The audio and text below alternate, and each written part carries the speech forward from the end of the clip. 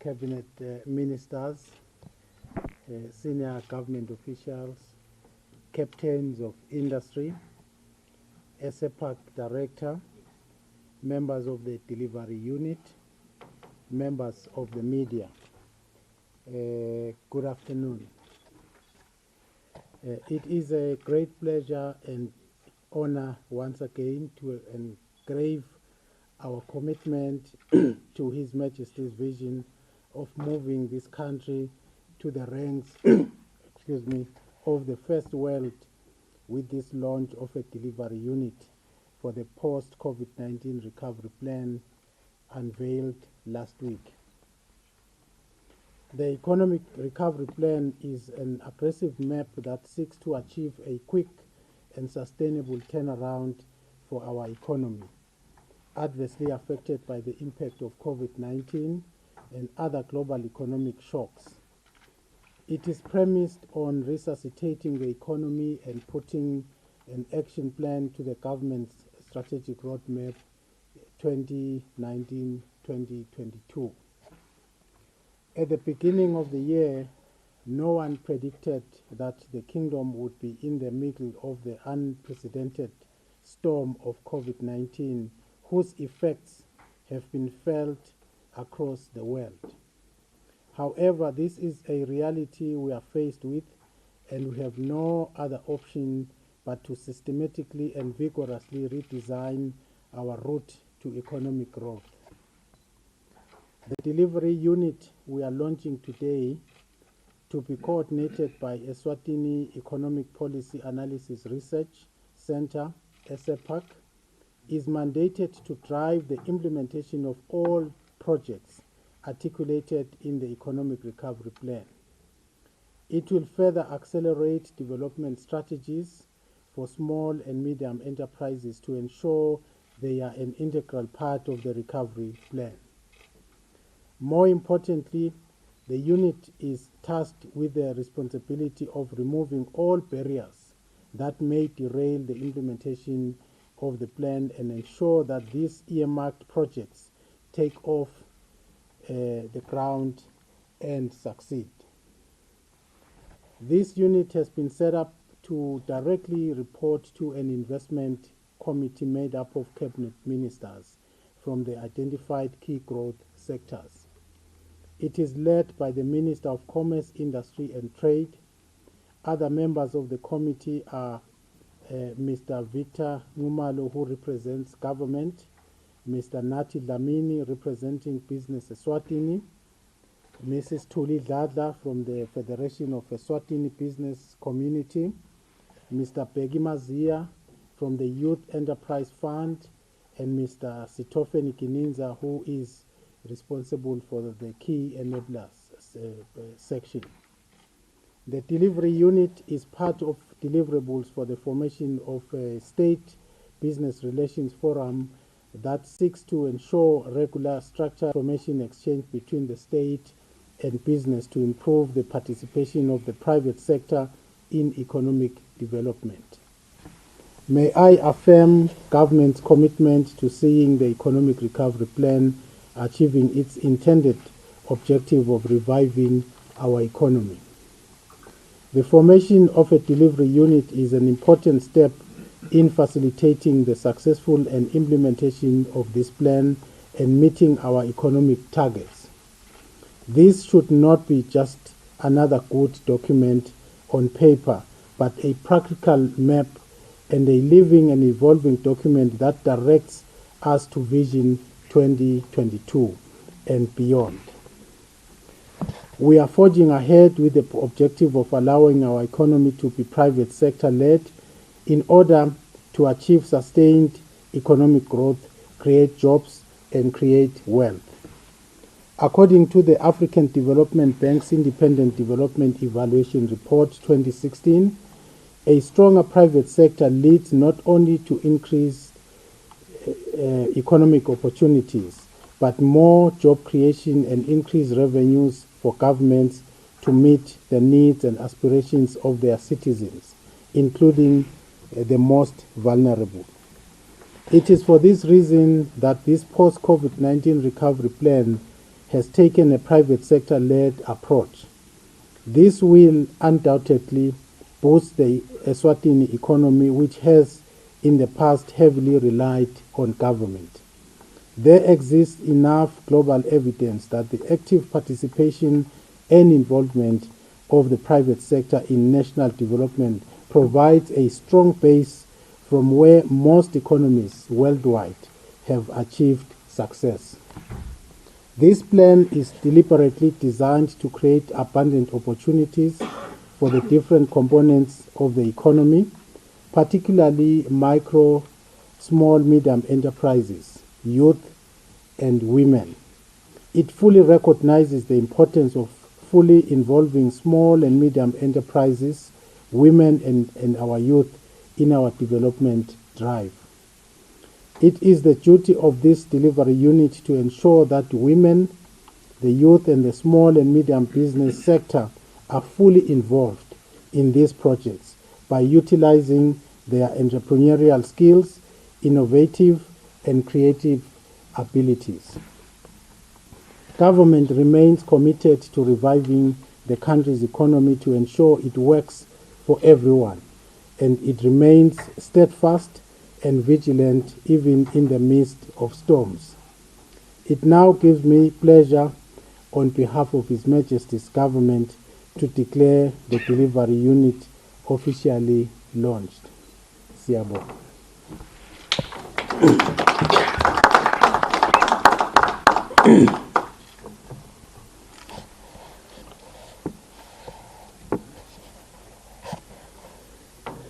Nine bekunene kuyinfokoto lenkulu namuhla kuthi sethule lo msebenzi lomkhulu kangaka lotawu qhuba loluhlaka lolwethulwe esiveni lokufukula umnotho bekunene konke lokhu sikwenda silandzela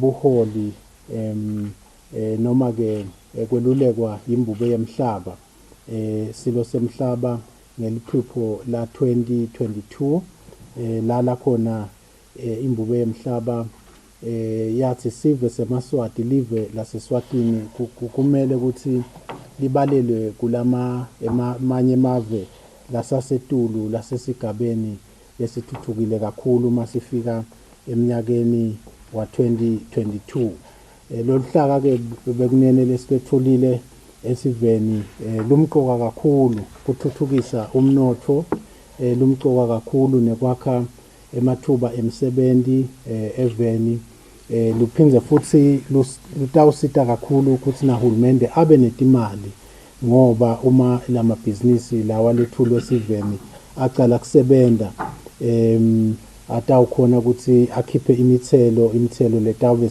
seyisita yena uhulumende wembube kwenda imisebenzi lehlukene bekunene loluhlaka ke vele lumqoka kakhulu kulomkhankaso lesibhekene nawo wekufukula umnotho ikakhulu lo sesiphethwe nangilomkhuhlane lesifo sa COVID-19 bekunene kumqoka ukuthi libe neplan lecinile iplani nayo leyakhiwe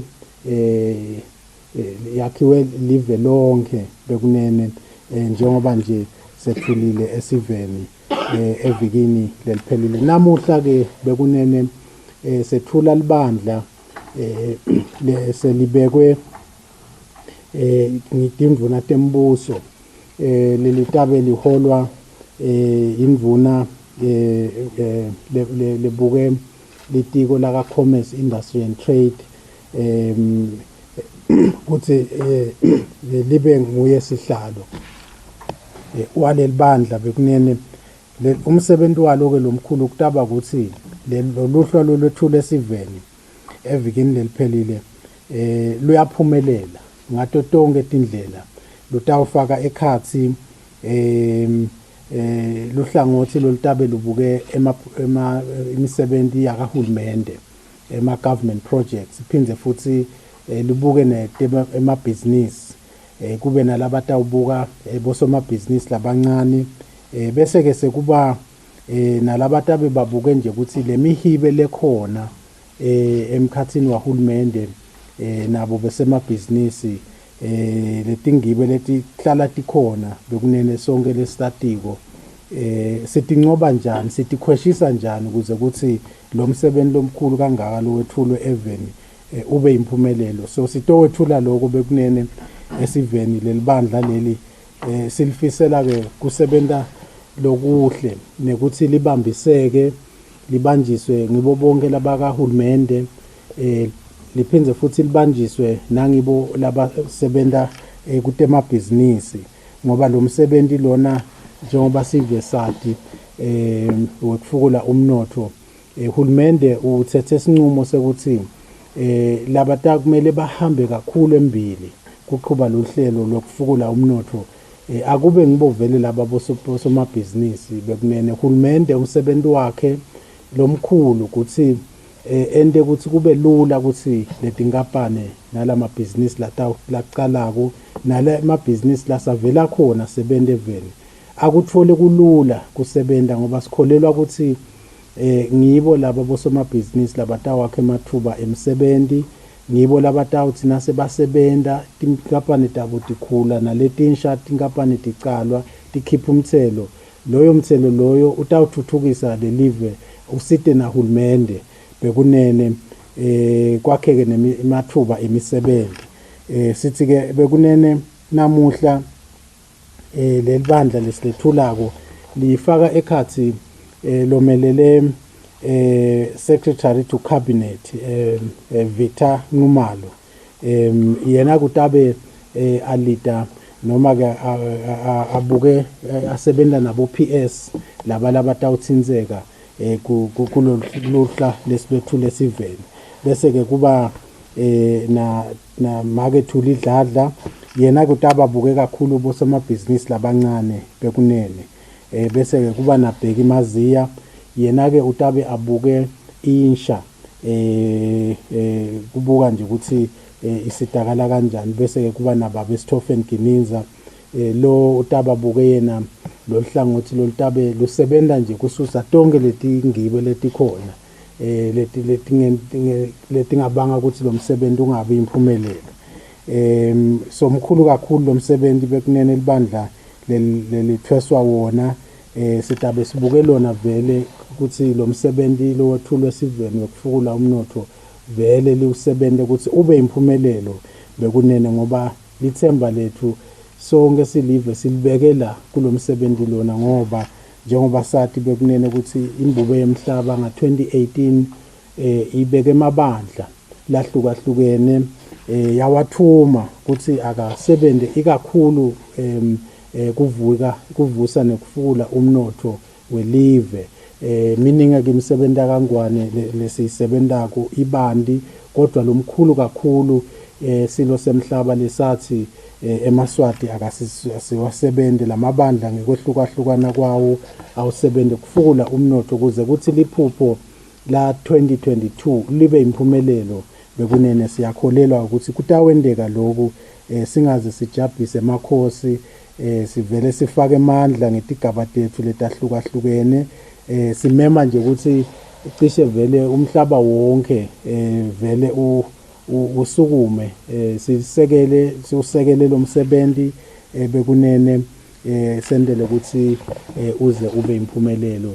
Sesibafisela ke konke lokuhle laba lesebathunywa lo msebenzi bekunene, sengithi ke egameni lembube, egameni lahulumende wembube bekunene, sithi ke namuhla sesivele siyalethula lelibandla esiveni ngalokhu semthethweni bekunene. Siyabonga.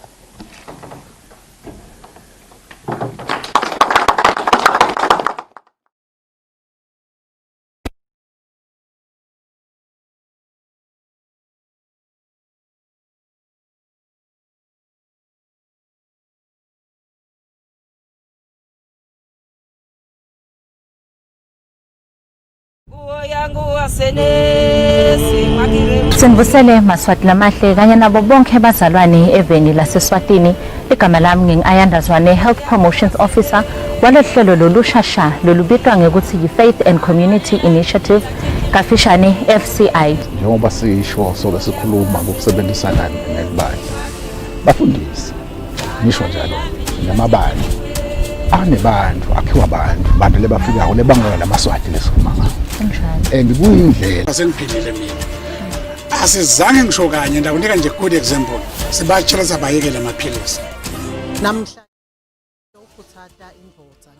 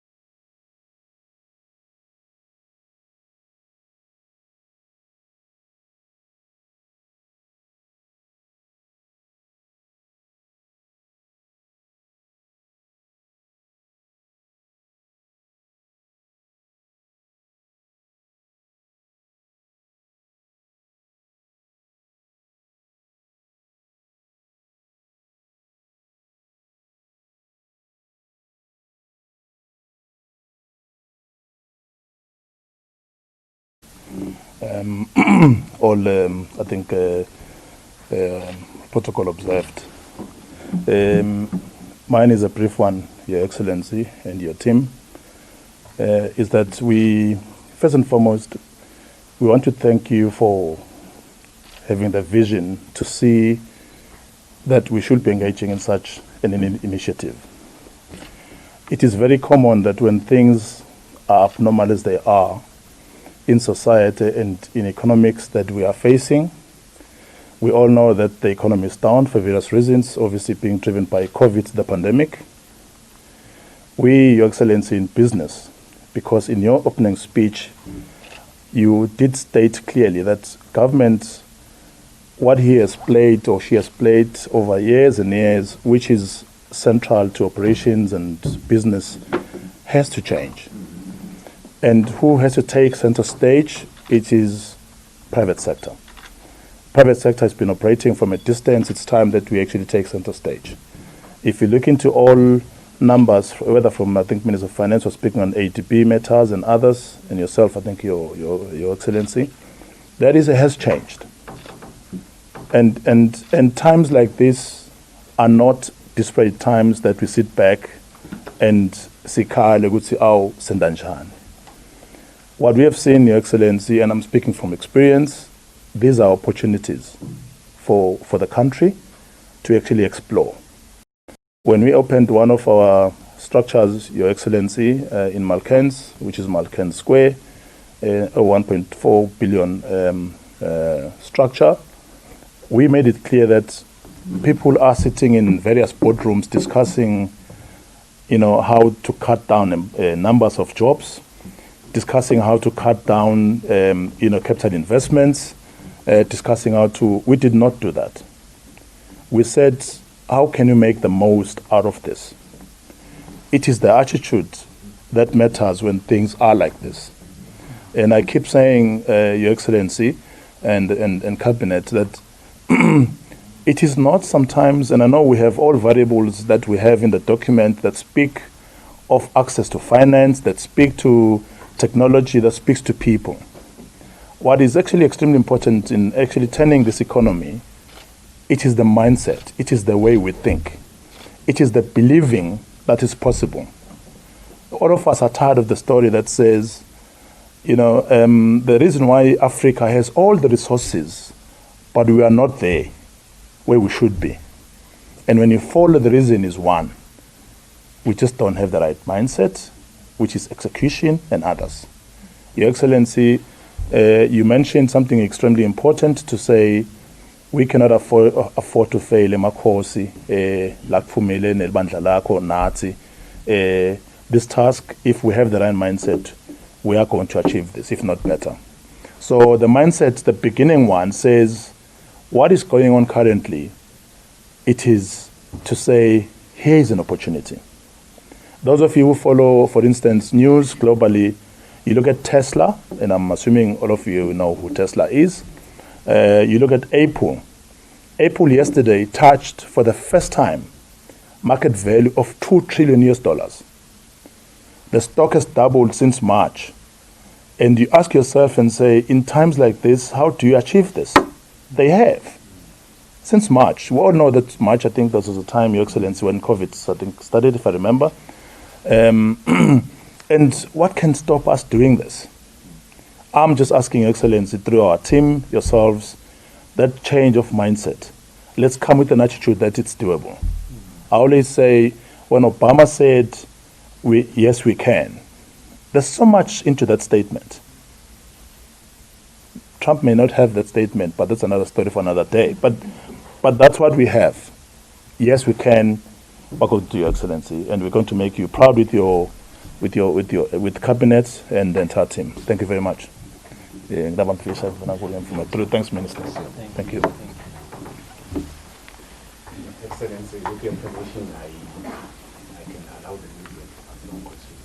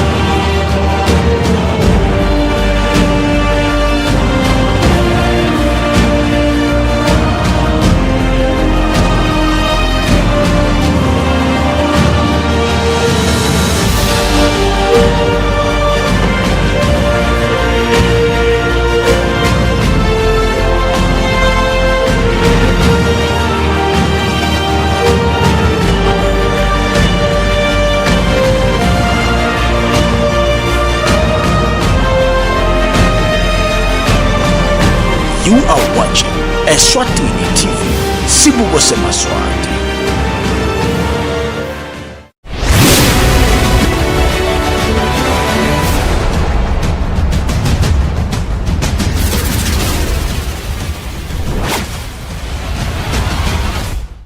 Malanga namahla simvisele sinemukele tindzabeni tasemini lesilo ngiyomsakazi wetitfombe Eswatini TV libito lami ngengisamukeswe ngwakakhoza ngihambisana naye Mbongwa Dube kana Thembi Nkosi Mavimbela ukhona kudo tindzaba temidlalo lomuhle Mavimbela tindzaba temidlalo ngibongelele samubongelele naye umbukele ekhaya semose baphilile namhla sitawucala tindzabeni dayo irugby lapha ekhaya lapho khona mengameli wenhlangano yerugby ukhutsata nje badlali bemidlalo yerugby ikakhulu abadlali likhethelo lesifo ukuthi abachubeke phela babone ukuthi batilolonga kanjani basehlele ekhaya mana ababuya kule midlalo itawubuya ngathi iba minyende.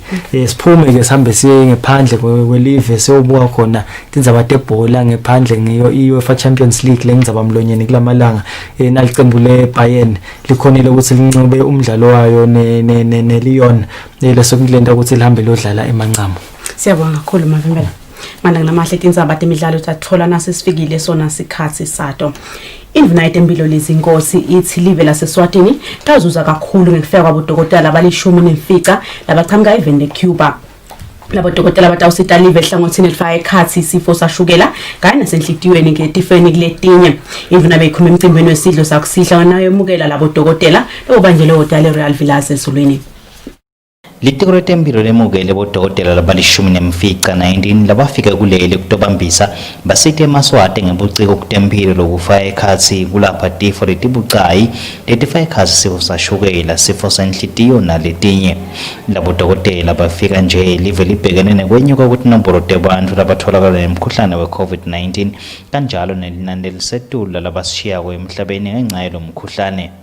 Induna yetempilo lezinkosi ibemukela labodokotela ithe iyethemba ukuthi batawushiyela naligwayi nabodokotela beMaswati. Buka ke natilonza lesetibangwa i-diabetes bantu baze bajutshwe imilende basibona basayijuba imilende ngoba sebanendlela yokuyelapha. Ingwenyama ke nayikhuluma na president weCuba bakhuluma tinto letinengi kodwa lokunye lokwavela lapho ngolo silive laseCuba litawuta lisite kuloko. Kuba khona kwenu la siyakwemukela kakhulu ngoba sisesigabeni lapha silwa khona nalomkhuhlane dinombolo tethu tisetulu bantu sebayafa kakhulu. Lesikubonile lapha nisebenze khona emaveni siyathi iCuba ngoba lelinye lemave ecala lawaya eWuhan kuyosita baseShayina nahamba naye eItaly naye nakulanye emave naba naseSouth Africa. Siyakholelwa ekutheni bukhona benu la kutawenda umehluko kulomsebenzi leswendako ntawukhanza bodokotela beMaswati labakhona la eveni labasebendako labebesolo basebenta kuletinyanga letisihlanu letiphelile labatawujabulela ukuthi nifike into babambisa ngoba badzinga tandla letinengi baphindze badzinga ne-experience yenu ukuthi beve ukuthi nine lapha nichamuka khona benwenda njani lo msebenzi. Lesikhathi lenibe naso sekuthi nitela sibe sincane kakhulu kuyasithokothisa kakhulu ukuthi iningi lenu litinikele ukuthi lite litosebenza lapha eveni leningalati litinikele ukuthi litosebenza nesifo lenisade ukuthi siyabulala nitosibambisa kuloyo msebenzi.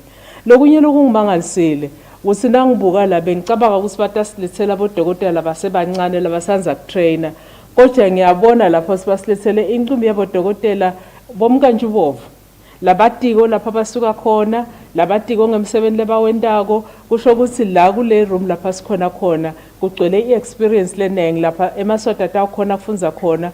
Lokhu ke kungumphumela netitselo tebudlelwane lobakhiwa silo semhlaba inkosi uMswati wesithathu kanye nelive leCuba. Labodokotela ke batawuba khona sikhathi lesingekho ngaphansi kwetinyanga letintsathu kuleli. Etindzabeni ngingiyani Msibi inalingithini kule eZulwini. Manje ngilamahle solo sikudo tindzaba tefu kepha kulesikhathi samanje saqhubeka nayo inkulumo yandvuna nkulu simuve sengabe uthini tindzabeni liphathelene nawo umkhuhlane i-COVID-19.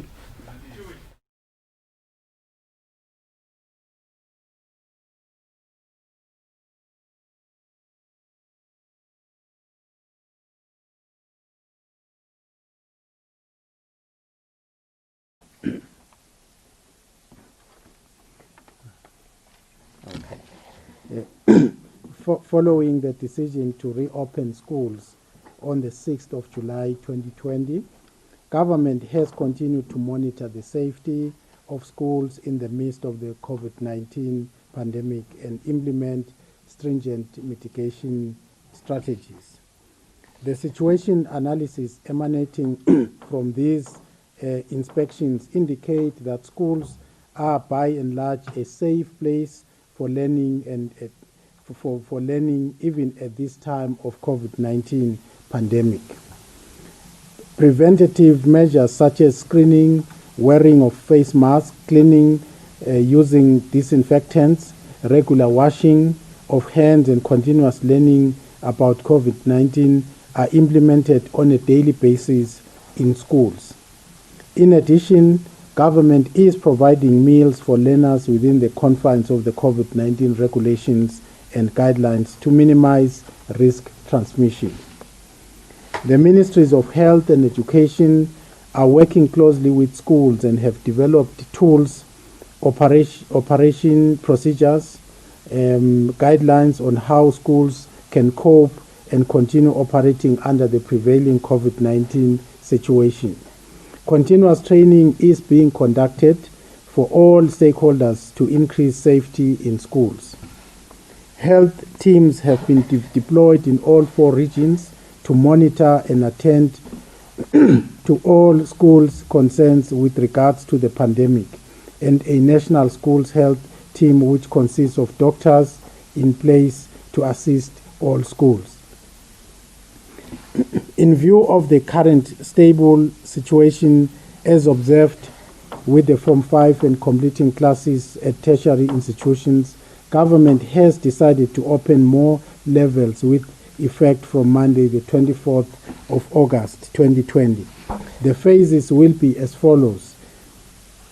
Form 3 will open for Term 2 on the 24th and will 24th of August 2020 and will close on the 23rd of October 2020. Term 3 for Form 3 will start on the 27th of October and close on the 18th of December 2020. Grade 7 will open on the 1st of September 2020 and close on the 30th of October 2020 for Term 2. Term 3 for Grade 7 will open on the 2nd of November and close on the 18th of December 2020.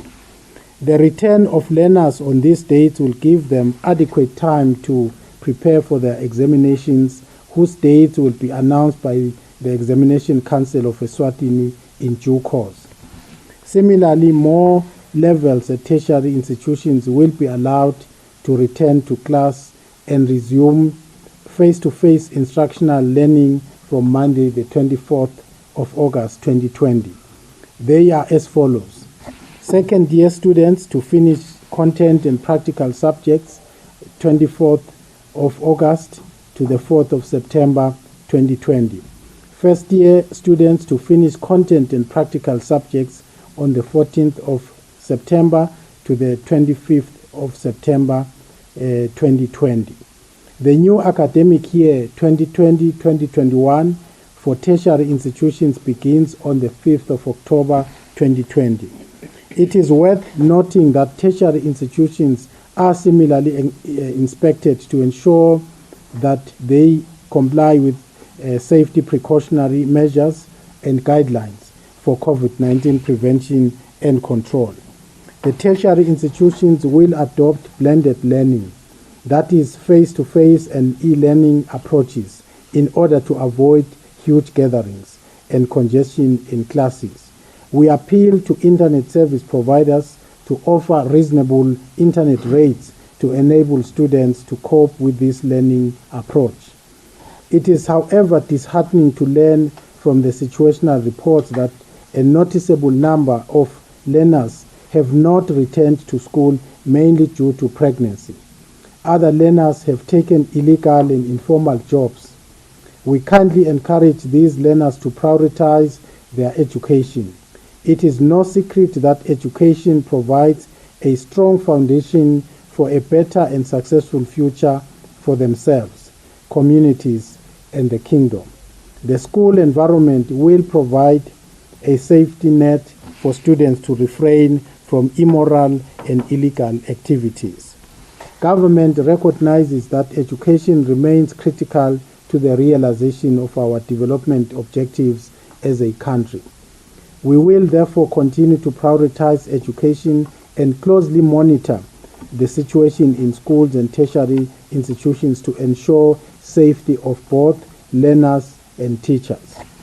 His Majesty's government is grateful to all teachers and education stakeholders who are committed to helping students achieve their educational aspirations despite the nagging challenges and threats of COVID-19 pandemic. Government continues to upscale its fight against COVID-19 with an increased door-to-door campaign in especially hotspot areas. We are grateful to His Majesty King Mswati III, whose efforts have allowed a number of our international friends and partners to help the kingdom in this fight. Just yesterday, we received a team of very experienced doctors from the Republic of Cuba who are here to aid our COVID-19 interventions, especially to prevent deaths.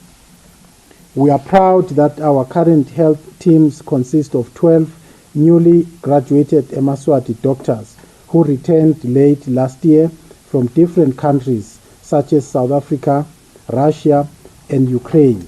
They are already on the ground working in the COVID-19 response. This year, we have received an additional 23 Eswatini doctors who recently graduated from Taiwan and Cuba. We welcome them home and are looking forward to their valuable expertise in helping us improve our health system. We continue to appeal to all Eswatini to remain vigilant and never allow complacency to creep as we intensify our COVID-19 response and engage on an accelerated drive to revive our economy. Thank you.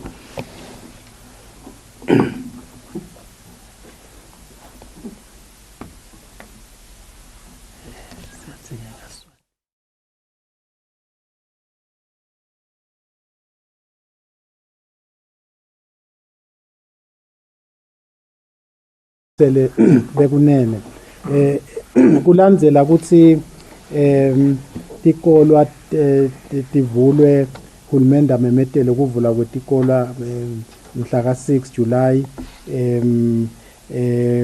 hulumende uqhubekile nekulandzelela kubuka nje ukuthi lokuvulwa kwetikolwa ikakhulu takavulelwa bo form 5 labo labafundza form 5 tihamba kanjani bekunene kuyathokozisa ke kakhulu ukuthi tikolwa tibonakala tende umsebenzi lomuhle kakhulu bekunene kutsenini bantwana bafunze kahle nalabafundisako bothishela bafunze kahle bafundise kahle kuphephile bekunene sithi ke siyajumisa kakhulu sibonge nje nalo litiko letemfundo nelitiko letempilo nebaka NDMA bekunene bonke labende lomsebenzi wabalula ukuthi kuvulwe letikolwa ikakhulu kuvulelwe baka form 5 bekunene asikaboni umonakalo lomkhulu ngoba naku phela sibhekene naye COVID-19 bantwana babonakala baphephile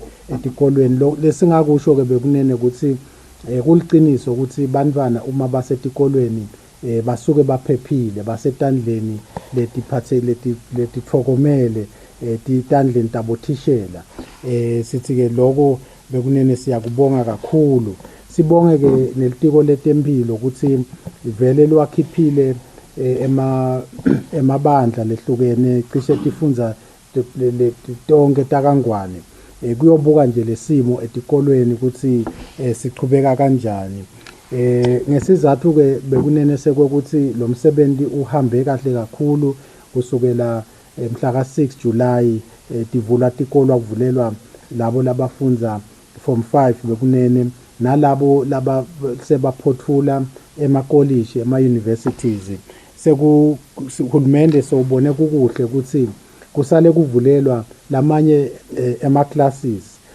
lafaka ekhathi form 3 lotawuvula bekunene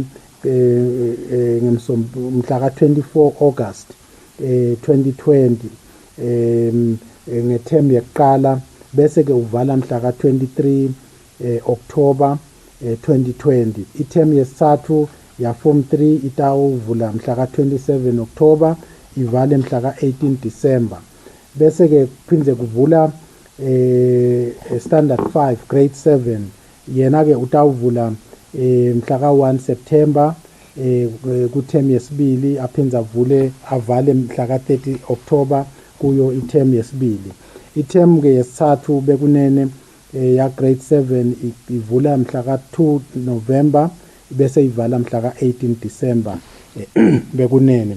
Sithi ke bekunene bonke laba vulelwa ukuthi babuyele baqhubeke bafunze bekunene lokhu kwentelwa ukuthi balungiselele luhlolo lwabo ekupheleni kweminyaka bekunene siphindze ke simemetele nokuthi kutawuvula ema universities nema college bekunene nawo atawuqala kuvula ngalomhla ka 24 August bekunene labafunda sigaba sesibili la sithi second year labafunda labaqala kwema college labafunda umnyaka weqala bona ke bekunene nabo batawuvula mhla ka 14 September bese bavala sebavala ngaye yena September kusho ukuthi ke bekunene ngileso simemetelo lesisethula kwesiveni kuvula kwetikolwa phindze futhi nekuvula kwawo emakolishi bekunene uhulumende ke utawuqhubeka nekuhlolisisa tonke letindzawo la kufunzelwa khona bekunene vele kuze ukuthi sitoba nesiqiniseko sokuthi kulandzelwa yonke imigomo yelitiko letempilo neyakamhlabuhlangene ukuthi bantu baphephe basekuleyo ndzawo yekufunzela bekunene emakolishi ke wona atawuvumeleka ukuthi asebenzise indlela letahlukene tekufundza khona labatawukhona kufunzela emakhaya labanye phindze futhi bafundzele emaklasini bekunene sicela ke labo labasita kakhulu kusiniketa i-internet eveni kokuthi banciphise lenzengo yale internet kuze ukuthi bantwana batawukhona kufundza kalula bekunene sithi ke bekunena siphindze sivete kujabha kakhulu ngesimo lesi sibonako sekuthi kunebantwana lokuvulwa tikolwa nje labangabuyeli etikolweni sithi ke asikucwayise lokhu bekunene labanye babo abakabuyeli ikakhulu bantwana bemantombazana ngokuthi sebakhulelwe bekunene sithi ke siyagcizelela lapha ukuthi bantwana ababuyele etikolweni ngoba imfundo imcoka kakhulu imcoka etimpilweni tabo iphindza ibe mcoka naseveni ngoba bantwana bali kusasa lalelive bangumliba loya embili bekunene sithi nje asikukhute lokho siphindze sigcizelele ukuthi batali nalabo labahlala nebantwana emakhaya babakhuthate ukuthi abaye esikolweni batoqedzela tifundo tabo bekunene singuhulumende wembube sibonga kakhulu kubo bothishela bekunene nelitiko letemfundo nabo bonke labaphathelene nemsebenzi wekufundza kwabantwana sithi siyabonga kakhulu umsebenzi lomuhle labawendako noma siphethe sibhekene nalomkhuhlane lolukhuni kangaka bekunene siyabona ukuthi eMaswati avele ayasebenza imfundo ayibeka embili sibonge kakhulu nakuyo imbube yemhlaba ngebuhlobo lobuhle leqhubekako ibakhe netihlobo leti tehlukahlukene emaveni lamaningi namuhla nje sithanda kubonga kakhulu kwatisa nesive ukuthi sekunabodokotela lesebefikile lababuya eveni laseCuba bekunene konke lokhu kwenteka ngenxa yemusa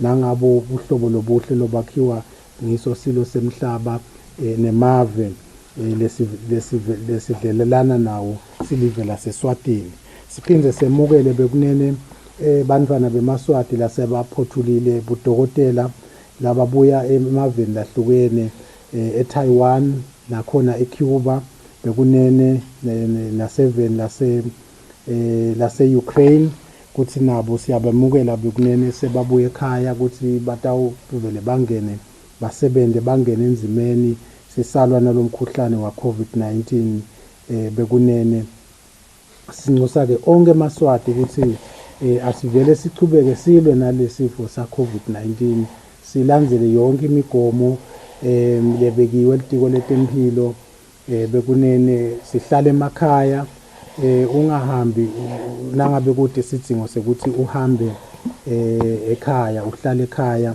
lesigcizelela kakhulu bekunene ukuthi abantu bagqoke ema-mask ngaso sonke isikhathi bekunene ema-mask ayasiphephisa uyigqoke ngendlela lefanele nasithi igqoke imask ayivale umlomo nelikhala ngoba mangabe ilikhala liphumele ebaleni kufanele nithi awukayigqoki mask igqoke ngendlela lefanele ngaso sonke isikhathi sithi ke futhi Maswati athi ukuthi imask ayibolekwana asibolekani lama mask bekunene ngoba sidabe sesiyathelelana lo mkhuhlane siyabonga kakhulu bekunene.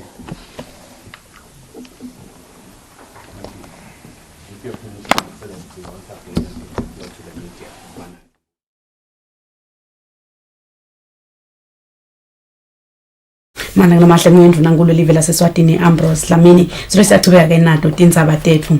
Induna yetempilo lizinkosi ithi kusungulwa kwelibandla letawubuka telicwaningo liphathelene nebandla netempilo yeSwatini Health and Human Health Research Review Board tawuqinisekisa kuphepha kwebantu labatawuniketwa lusito ikakhulukazi kutempilo.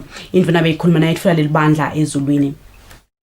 Hulumende welive leSwatini ngekubona kungagcineki kahle kwelwati loluphathelene netelicwaningo eluhlangothini lwetempilo sewakhe libandla lelitawubuka telicwaningo lwetempilo. Ikhuluma nayitfula lelibandla indvuna yetempilo lizinkosi incoma uhulumende weMelika ngekusekela live ekuhlanganiseni lemigomo. Lama board latawubekwa emaveni onke afuna abonakale ukuthi atimele ngalokuphelele nekuthi lama board advonswe kubantu labachamuka etindzaweni letehlukene tescience kusho ukuthi ibe multidisciplinary nekuthi lama board afuna ukuthi acabange kabanti kube advonswe kuma communities lacabanga kabanti aphinze futhi lama board lawa aguidwe noma inchubo yabo ibhalwe kahle lapha kuma good clinical practices guidelines akhona ama guidelines labekwa nge-WHO nga-2005 lasho ukuthi lama board lawa afuna sebenze kanjani.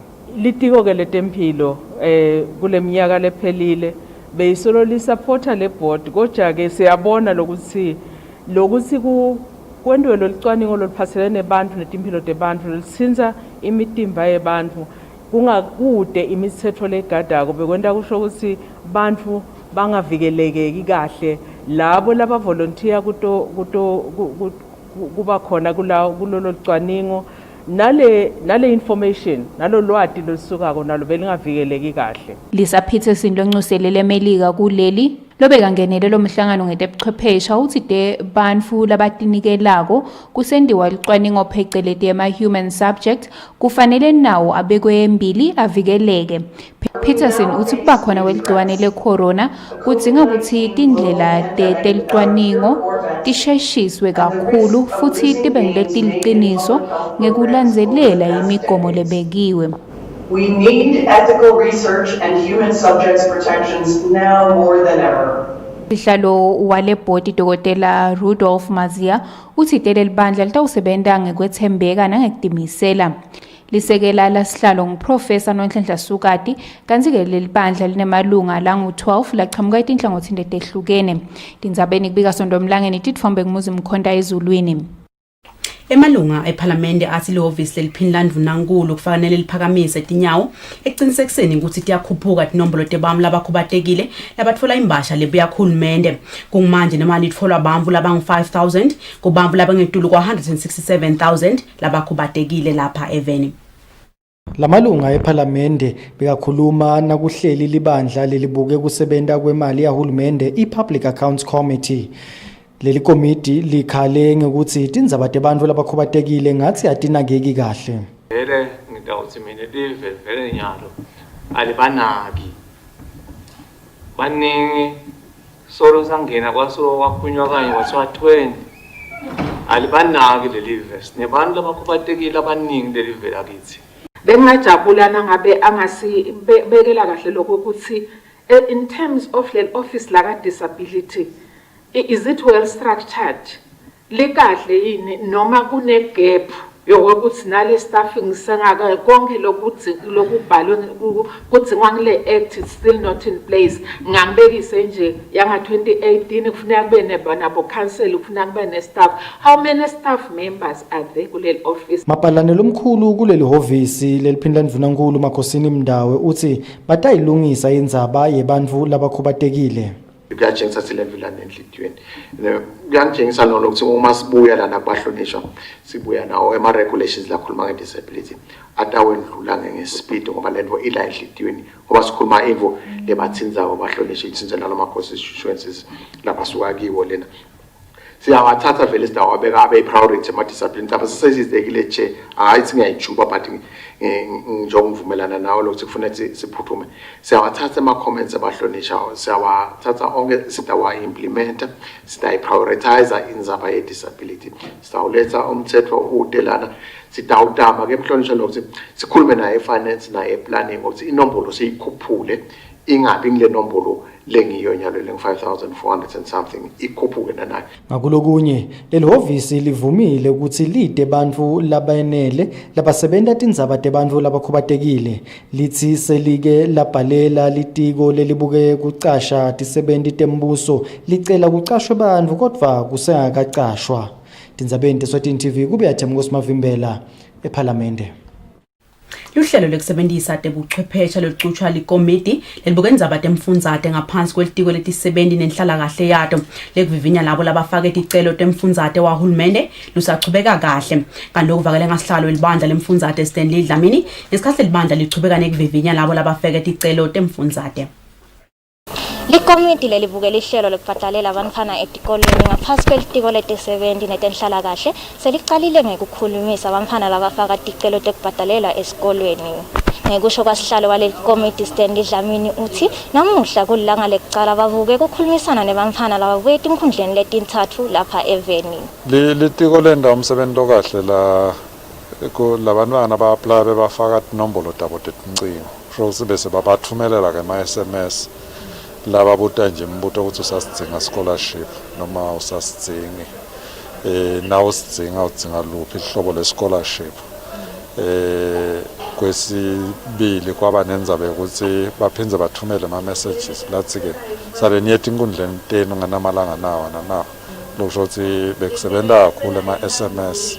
Well kwanyalo kusede lokungako lesihlangana nako kungaba ukuthi i-network mhlambe letinkundleni ayisiyo le-strong kakhulu kepha nje kuleti lesisacale ngato nyalo kusahamba kahle sethemba bakalamgabhu benza umsebenzi lomkhulu i-network yakhona inkulu kakhulu sisetawubuka nasisachubeka siya mhlambe tinkundleni letikhashane namadolobha ngoba nawonakala mgabhu ukuthi mhlambe usemkhathini wemadolobha.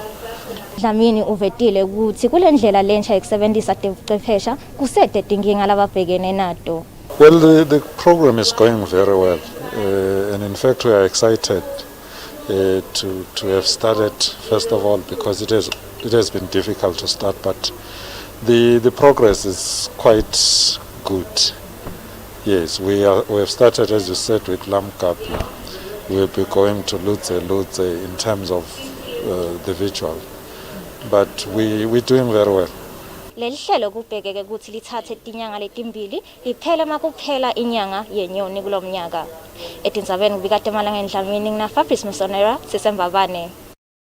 Umcondzisi wetempilo Dr. Vusi Makagula uthi uhulumende welive laseSwatini wenta tonke taba kucinisekisa ukuthi bodokotela bakuleli baceceshwa tinhlangothini letahlukahlukene kuthi live litoba nabochwephesha betempilo labanele. Makagula uvetele ukunakachaza ukuthi yini sizathu lesente uhulumende wacela live leCuba ukuthi libambise ngekuthumela bodokotela lapha eSwatini. Bodokotela labathelekile kuleli ngalesithathu labalishumi phede kutawusita live kulwa nekwanza kwemkhuhlane i-COVID-19.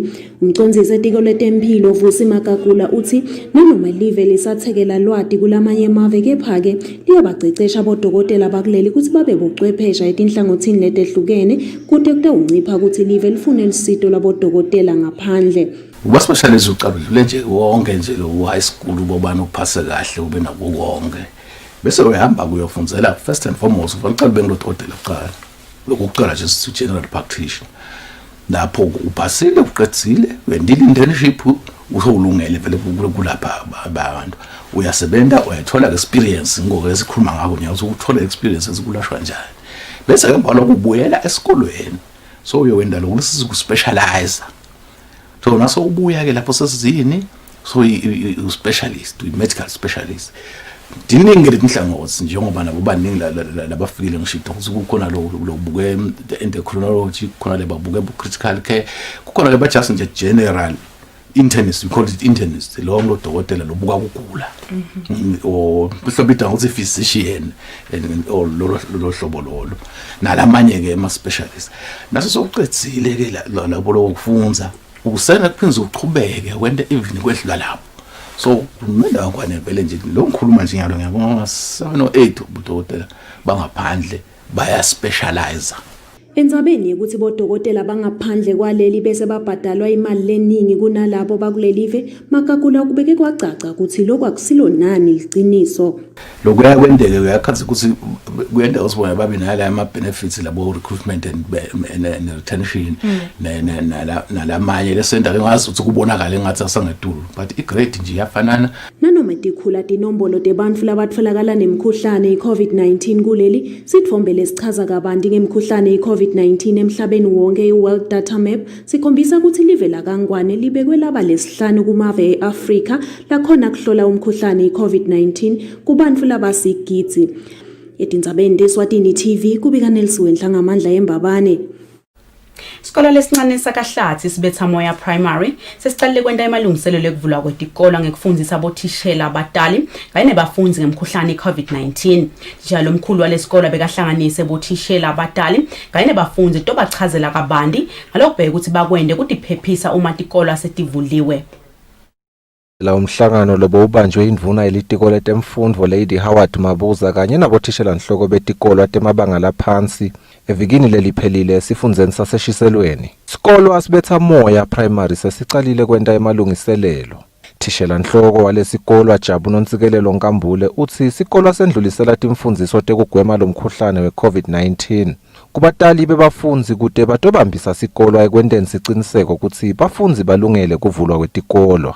Kwasisida lokuthi mhlambe na minister naye etinja tosicinisa noma kulukhuni ngoba kuthi umuntu lokhona kumukela lesimo sekuthi kuyafiwa uva nje ngazi uthina ngiyalapha ngathi namhlanje hamba mana ngibuyele ekhaya ngisati noma sengibuya nani bantu bami so lokuthi our government sowushido lokuthi ngeke sivale forever kusende ukuthi sibone lokuthi it is serious ukuthi siyabuya esikolweni basitshelile futhi ukuthi asendeni so namuhla si decide ukuthi asibuyeni sonke sinabothishela sitokhona kubambisana ukuthi sifundzise umntali sifundzise nemntwana ngoba besicele ukuthi umntali akavele nemntwana wakhe waka grade 7 for ukuthi nje sitobabona ukuthi bakhona bayaphila yini labakhona khona sinisabagcina ngamathi.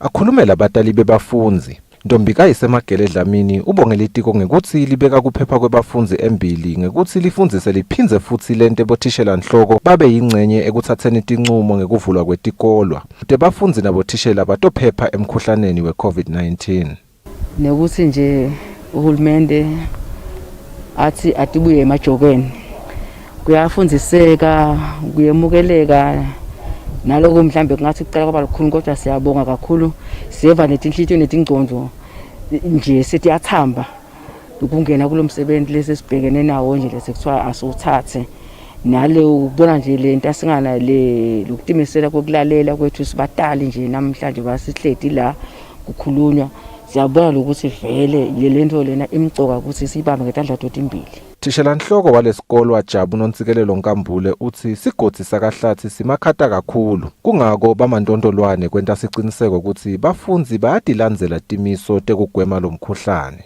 Lobika ke Ndzabeni Eswatini TV ngusifiso Nxumalo nginasimuva Shongwe esibetha moya kaHlathi.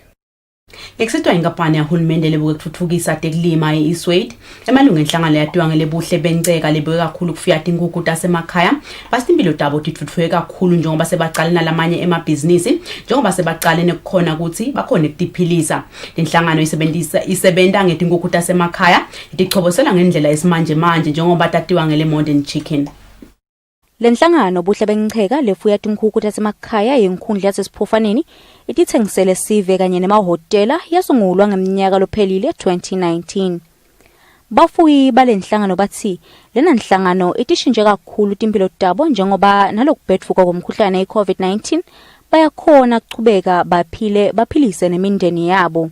Sikhonile ukuthi sibhadalele bafunze esikolweni, siyakhona nakunasimo seCovid futhi sikhona ukuthengisa, sikhona ukuqhuba impilo njengoba imisebenzi ingabonakali kahle.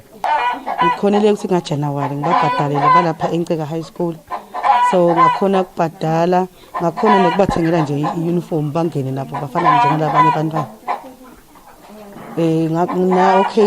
Ngakhona nokuthenga netimbuti natimbili but ngathi setting 90 kuphela etinemazinya. Kungisitile kakhulu ukufuya letinkukhu, ngacala la tinkukhwini ngase ngiyakhona ukuzuza ngiqhubeke nale ibhizinisi, ngakhona ukuthenga ingulube, ngathenga nenkunzi yakhona, ngakhanela ihoko ngenxa yaletinkukhu.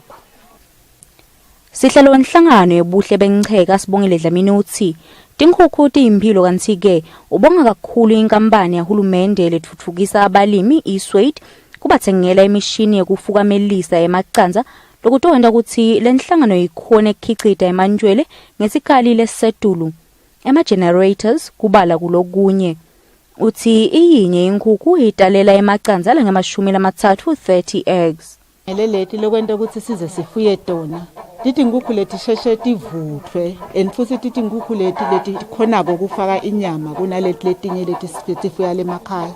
Tona tithatha only 4 months ukuthi tivuthwe tilungele kuthengisa noma kutalela.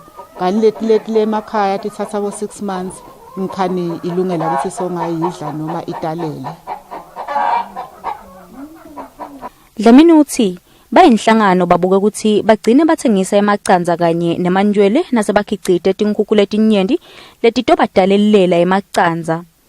Inkampani yahulumende lethuthukisa abalimi iEswatini ithi sikhulu sikhebesi setinkukhu tasemakhaya kanti ke imakethe ikhona lapha eveni kanye nangaphandle kwakuleli. Litiko letekulima lithi imakethe yato letinkukhu inyenti bafuyi bancane kungako ligcizelela ukuthi sive setifuye tinkukhu tasemakhaya etindzabeni kubika Thembelihle Magutshwa titfombe ngithemba Shabangu sisencheka. Litiko letempilo lithi tinkomba tithuma ngabe lesimo semkhuhlane iCovid-19 singaba medima angaba dingulungwane etilishumi emaswati atfolakala nawo lomkhuhlane nakuphela inyanga lesetulu kanti vetwe ngilobuke kubhedva kwetifo itiko letempilo vusi lokotfako. Ngikusho kumbiko enhlangano yakamhlaba yetempilo iWorld Health Organization tinombolo tebamu labatfolakala nemkhuhlane iCovid-19 elivekatini leAfrika tiyachubeka kunyuka ngelizinga lesetulu njengoba esigabeni lesingaba tinyanga letimbili tikhule ngalokhu ngamakhulu lasihlanu ekhulwini 500% kanti ngalesibili kuleli viki lelivekati lifike esigidini 1 million kubambu lesebanawo lomkhuhlane. Nakucala inyanga yakholwana elitiko letempilo laveta ukuthi uma sivese emaswati singayinakisisi imigomo lebekiwe live yekuvela kwanza kwalomkhuhlane ngeneka nakuphela inyanga yakholwane kufika evikini lekucala lenyanga yengci balengendeka batfolakala nalomkhuhlane bangaba dingulungwane letintsatfu nemakhulu lamabili 3200. Vusi lokotfako lochamuka khona itiko letempilo uthi uma sive singayilandzeli yonke imigomo lebekwe live ekulweni nalomkhuhlane inombolo emaswati lokubheka ukuthi atfolakala nawo lomkhuhlane nakuphela inyanga lesetulu angaba dingulungwane letilishumi natimbili 12,470. We've got 3 scenarios. We all know that EMA projections are based on EMA modeling. We project what will happen in the future. My models are precise, precise, but the short term are usually precise. So what our models are telling us is that by the end of August, in 3 scenarios, if a transmission is actually low, we'll have at the end of August 5,627 cases. If it's medium or moderate, 8,311. If it's actually high, 12,000, around 12,500 cases. So you can actually see, based on the caseload that we are having, our projections might be on track. we might be having that figure or slightly above that figure. So it means we might be lying between slow and moderate. Lokuthiwa kuphinzwa wacela sive ukuthi sinakekele bamvu labadzala njengoba bayanaka balitiko ukuthi nanoma liphansi lizinga labo labatfola ngayo lo mkhuhlane kepha izinga labo lokushiya emhlabeni ngilo lihamba embili nakucathaniswa naleminye iminyaka. Umbiko loqhamuka khona itiko letempilo uyaveta ukuthi esigabeni singaba ngemalanga lasikhombisa bangedulu kwemakhulu lasithupha 603 bamvu labatfolakala nalomkhuhlane lapha eveni kanti labangemashumi lamabili nesikhombisa ekhulwini ngilabo labasukela eminyakeni lengemashumi lamathathu kuya eminyakeni lengemashumi lamathathu nemfica. Etindzabeni Eswatini TV kubika Samkeswe Khoza ngisembabane.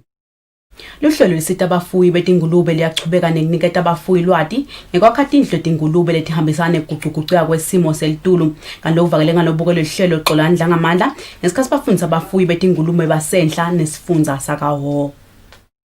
Bafuyi betingulube enhla nesifundza sakahoho bangenele tifundvo letilethwe luhlelo iPig Industry Enhancement Project ngekubambisana nelitiko letekulima kanye neTaiwan Technical Mission. Lo mhlangano bewubanjelwe enkhundleni yaseMaiwane lomuhla lapho labafuyi bebafundziswa ngekondla nekwakhela tingulube tindlu letivumelana nekuguquka kwesimo selitulu. Ngekusho kwaXola ngamandla lobukelo lihlelo njalo ngeminyaka babavakashela abafuyi tokhulumisana nabo ngetidzingo tabo baphindze babachushise lapho bakhanza kunesikhala khona. Lesikunakile indlela labondla ngayo bafuyi ngiyo lena ukuthi linani letingulube letifakwa libe setulu. So besitama lokubukisana ke nabo bafuyi ukuthi yini labangakwenza ukuthi le badlane abatalako inani lakhona libe setulu phinde nesisindo sakhona sibe setulu. Bonisile Dlamini longumfuyi wetingulube uthi kunyendi lebakufundzile kulomhlangano lokutabenda ababebafuyi labangcono. Kakhulu nje lokufuna ukuthi sikhone ukufuna tingulube lebomake betingulube nekuthi sikhone kwade ukuthi kufuna siyiphatha njani ingulube yethu ukuthi lokukhicito wethu utokhona ukuthi usikhicitele imali sikhone kubona sisenda sibe nayo izuzo. Lokunye lokufundiswe bafuyi indlela yokugcina amangcoliso etingulube laphinze asetshenziswe njengemcuba lonothile ekulimeni. Luhlelo iPig Industry Enhancement Project selineminyaka lemine likhona kanti lona sengumnyaka walo wekugcina. Ngekusho kwalobukelo luhlelo umkhicito wenyama yengulube kuleli sewenyukile. Ukhuthade bafuyi ukuthi bangenele umcuzelwano ekhasini labo lelisha lelitawuvulwa masinyane lesekungilo batawulisebenzisa kuthola lwati ngekufuya tingulube. Letifundvo nebafuyi titawuchubekela nakuletinye tifundza telive. Etindzabeni kubika Phumaphi Msweli eMaiwane.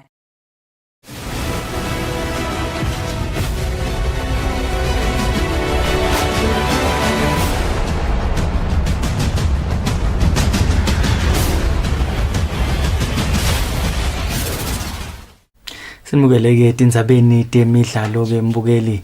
Mengameli wenhlangano yemidlalo we-rugby Simanga Makakula sewukhuthata badlali bemidlalo we-rugby ikakhulukati labo labadlalela likhethelo lesive ukuthi bachubeke batfole tindlela tekutilolongela emakhaya ngoba nakubuyela lemidlalo sikhatsi sekutilolonga sitaba sincane kanti itaba minengi imidlalo lelikhethelo lekutawubheka ukuthi lidlale. Umdlalo we-rugby ngulomunye wemidlalo lowamiswa inyanga yendlovu lenkulu ngesizathu seligciwane i-coronavirus. Nawumiswa lo mdlalo likhethelo lesive kulo mdlalo belicalile emalungiselelo ekumelela live emidlalweni yangaphandle.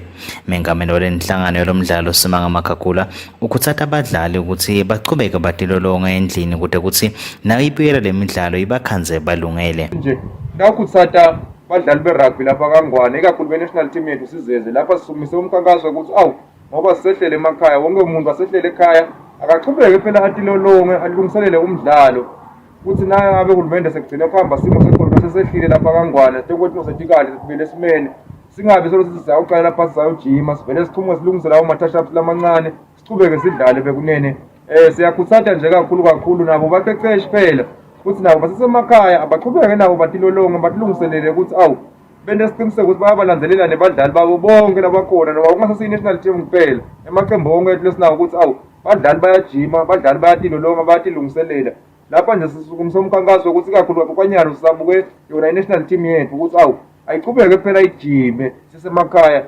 Makakula ugcine ngekukhuthaza abadlali balomdlalo ukuthi basatilolonga bangakhohlwa kulandzela yonke imigomo lebekwe nguhulumende kanye-ke nenhlangano yetempilo kamhlaba i-World Health Organization yokuvikela kwanza kwaleli gciwane. Etindzabeni temidlalo ngengiyane Msipna Fabrice Msonera eMbabane. Kanti-ke nasibuka leti qhamuka ngephandle licembu le-Bayern Munich laseveni leJalimane selichubekile kumancamo enzebe e-UEFA Champions League kulandzela ukuthi lishaye licembu le-Lyon lase-France ngemagoli lamathathu ecanzeni. I-Bayern Munich seyitawutfolana etulu nelicembu le-Paris Saint-Germain kulamancamo latawudlalwa ngelisondvo. Licembu le-Bayern Munich lithole netulu nelicembu le-Lyon kuma-semifinals enzebeni ye-UEFA Champions League. Kanti-ke Bayern Munich unqobile lo mdlalo ngamagoli lamathathu ecanzeni. Emagoli lamabili kangena esigameni sekucala kanti-ke ashaywe nguSerge Gnabry kanti-ke lesithathu lishaywe nguLewandowski. I-Bayern Munich kwanya itawudlala emancamo kwelishumi lapho itawutholana etulu ne-Paris Saint-Germain yase-France kanti lichamuka eveni lase-Spain lithi licembu le-Barcelona selithule ngokusemthethweni umceceshi lomusha Ronald Koeman lochamuka eveni lase-Netherlands. Koeman loneminyaka lengu-57 sewutawucecesha leli cembu iminyaka lemibili ngekulandzelana. Koeman unikwe umsebenzi njengomuntu lolwatiko kuleli cembu kanti-ke walidlalela kusukela eminyakeni wanga-1989 kude kube ngumnyaka wanga-1995. Umsebenzi lomkhulu kweleta ubhekana nawo nguwo-ke kuqala kuba netinkulumo nakapteni walela licembu lekungu-Lionel Messi. Le kuleti nkulumo lesetivelile kusi Messi sawufisa kulishiya leli cembu. Etindzabeni temidlalo ngingiyane Msibi umbiko uhlanganiswe ngoFabrice Msonera kanti ithombe lichamuka ka-VOA France 24 na DW. Ngaleto-ke tindzaba temidlalo libe sinato namuhla. Ngibela singahambi ngempima sinyane nje singabuka ukuthi engabe akunganani emathuba eBayern ukuthi mebayiphakamise lensebe. emathuba samo labanye babuka ngathi vele iBayern ngiyo lesemathubeni lasedule ukuthi iphakamise lenzebe ngiyona ubuka indlela laba solo idlala ngayo kusukela kuqale iChampions League solo ita kahle iyancoba nje imidlalo yayizito ofika lana and lama team lesolo idlula kiwo macembu langathi nawo makhulu. Kebhana nayo iPSG angeke uze uthi angeke izithatha ngoba nayo nawufika kumancamo usuke ukuthi solo udlala kahle and-ke ayisilicembu lelivamile kufika kumancamo iPSG inabadlali-ke laba sesebancane labakhona kona bokugijima but nayo iBayern inebadlali ke labadzala labane experience so ngelisondvo impela asathi ukuthi itawuphuma ngubani lo ndawo nawo sesingashela umbukeli ukuthi ngabe nasitshele ukuthi nakabuka yena ngubani lo tawuhamba nayo it's experience versus the youngsters labatako labadlala ipace kind of football. Siyabonga kakhulu Mafimbela. Malanga namahle bese setona tindzaba tasemini siyathemba sinhlokode kakhulu kuhlasana nathi chibekani niphephe kumkhuhlane iCovid-19 isale kahle.